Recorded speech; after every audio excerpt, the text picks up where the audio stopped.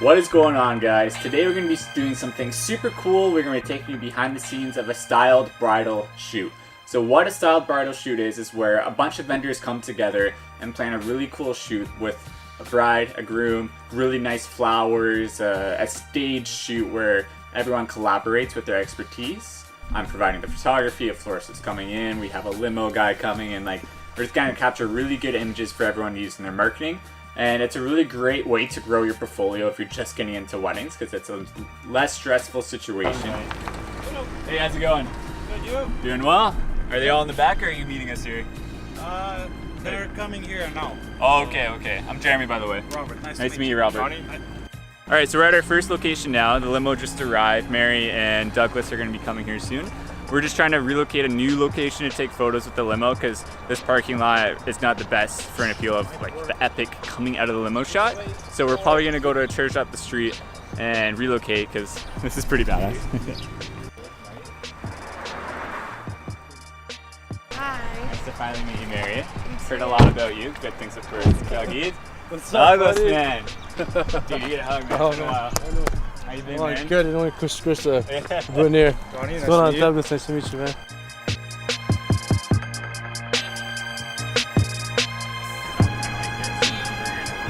Yeah.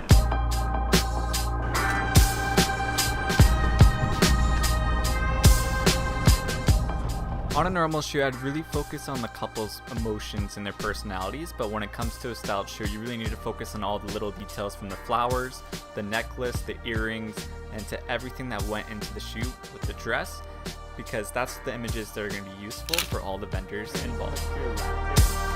Dude, we'll go to the other side, yeah. Now, a big tip when you're just getting into couple portraits or weddings is to really get comfortable with your camera, so when you're actually on the shoot, you can just have an easygoing time and make them laugh and talk to them.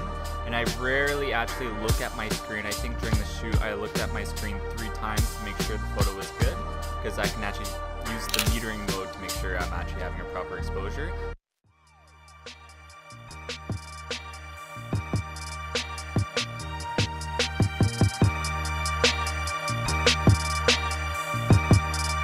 Another quick tip is to think about your background as well. Since I was shooting tight and I was shooting upwards, I was always trying to make trees in the background rather than the highway or any buildings.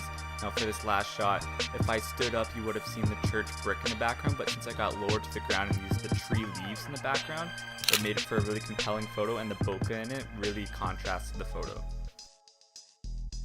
Alright, so now we're here at a local restaurant and we're going to be doing photos of a pretend reception near a window, and it's going to be really nice for natural light. It's going to be a good time. It's at the Charcoal Group. Those flowers look good. We're still waiting for the room. No problem. Is it going to be this room or that? No, it's gonna be 2 different rooms.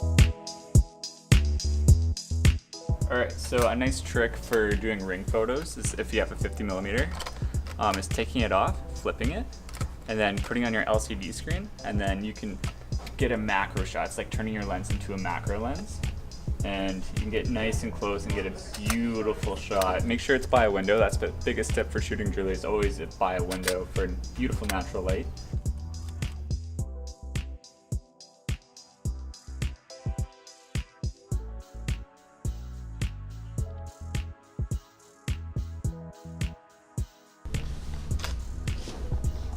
Alright, so now we're doing some detailed shots of Mary's amazing work here with the flowers, and with this we have a nice big studio flash to our right.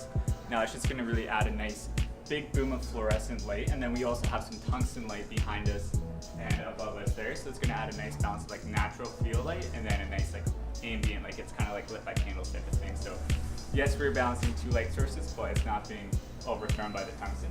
Now a big tip when you're lighting a subject is to have your camera to the right of the subject, so it's kind of the light source is coming to the side of it instead of head on.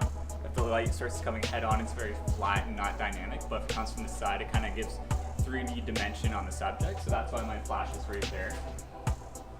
I'll show you before and after. Now we'll put it in the front and you'll see the difference. So now the light's going to bounce off the ceiling and put it directly in front.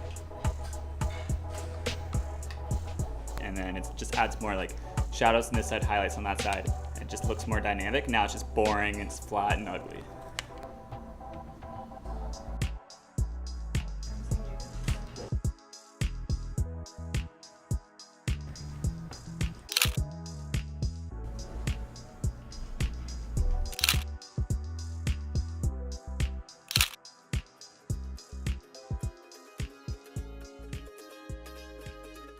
Thank you guys for watching today's video. If you have any questions, feel free to comment below. Be sure to thumbs up and subscribe. If you want any of the free presets, they're in the description. You just have to sign up for the newsletter to receive them.